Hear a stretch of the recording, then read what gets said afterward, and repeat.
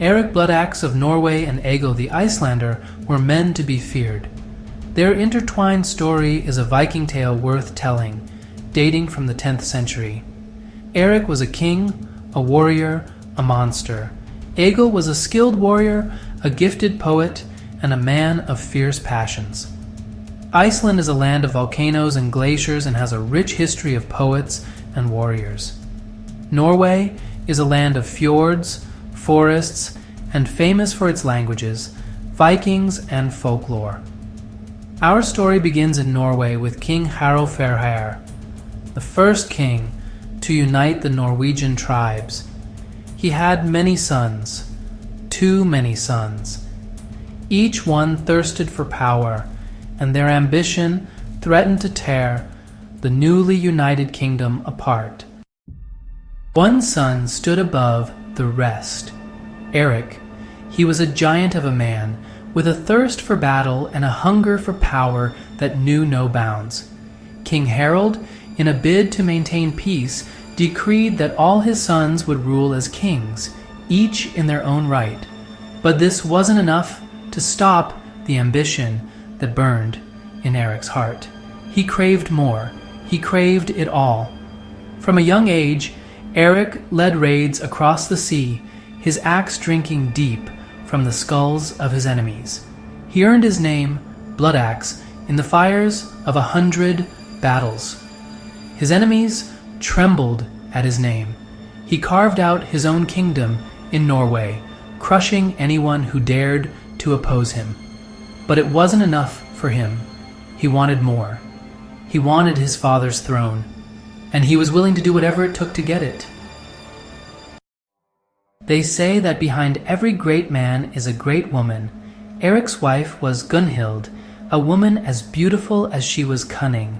Some whispered she was a sorceress, her veins flowing with the magic of the old ways. She bore Erik many sons, fueling his desire to found a dynasty that would rule for generations. Gunhild was a master manipulator. She used her intelligence and charm to advance Erik's cause. She pushed him to claim what she believed was rightfully his, all of Norway. Far to the west, across the icy expanse of the North Sea, lay Iceland.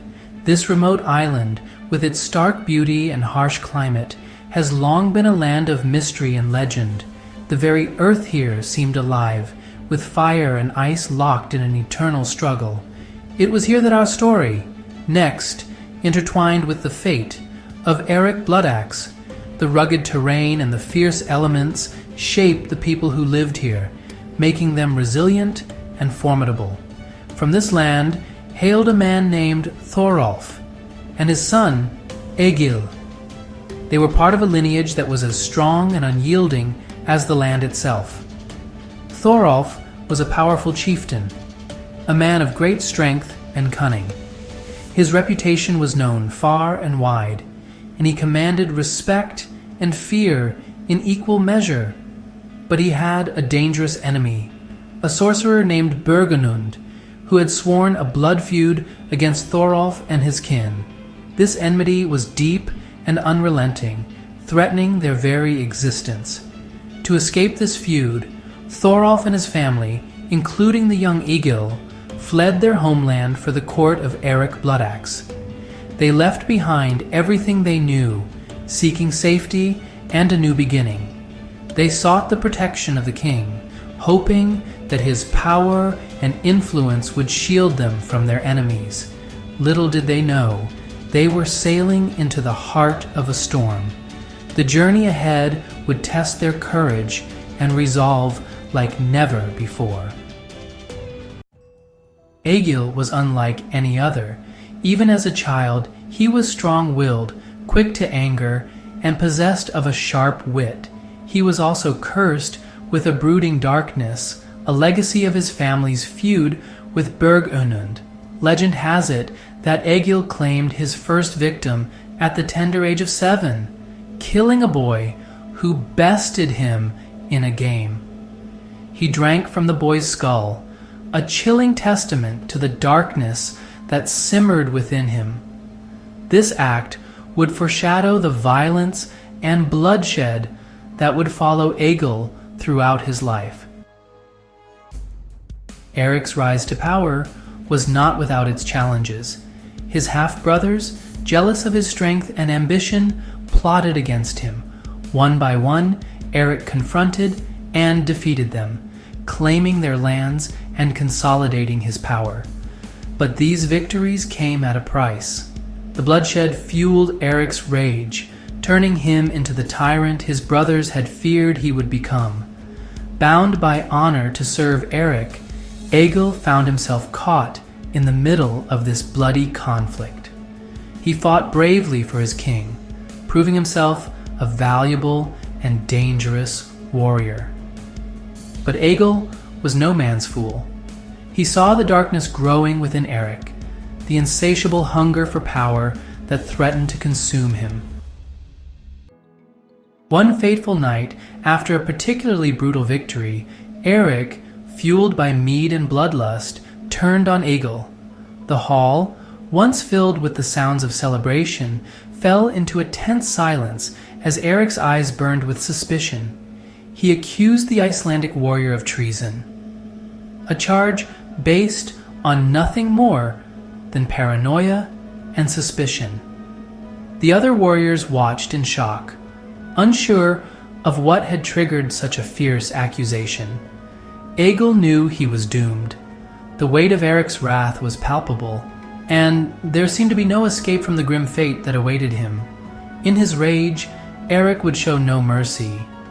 His grip tightened around his axe, and his face contorted with anger. Facing certain death, Egill bargained for his life. He appealed to Erik's sense of honor and pride. He asked for one last request, to compose a poem in praise of King Erik. The hall held its breath, waiting to see if Erik would grant this final wish. It was a desperate gamble. Egill's heart pounded as he prepared to weave his words into a lifeline, but Egill, a master wordsmith, poured all his skill and cunning into his song. His voice echoed through the hall, each word carefully chosen to captivate and persuade. He wove a tale of Erik's victories, his bravery, his might. The imagery was vivid, painting Erik as a hero of legendary proportions.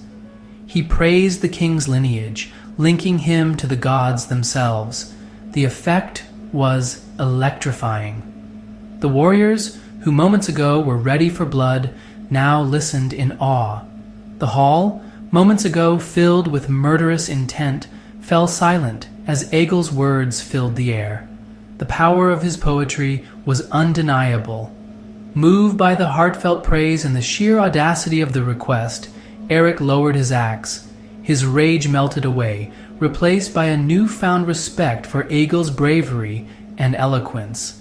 He spared Egill's life, a testament to the power of words, even in the face of certain death. The saga of that night would be told for generations, a reminder of the strength and influence of a well-crafted tale. Erik's reign of terror was ultimately short-lived. His name struck fear into the hearts of many, but his time as a ruler was marked by relentless violence and bloodshed. His brutality had earned him many enemies, and they eventually united against him. The very people he sought to dominate turned against him. Driven by a desire for vengeance and justice, he was driven from Norway, forced to flee across the sea to the shores of England. The once mighty ruler found himself a fugitive, seeking refuge in foreign lands. There he continued his reign of violence, carving out a kingdom for himself through bloodshed and conquest.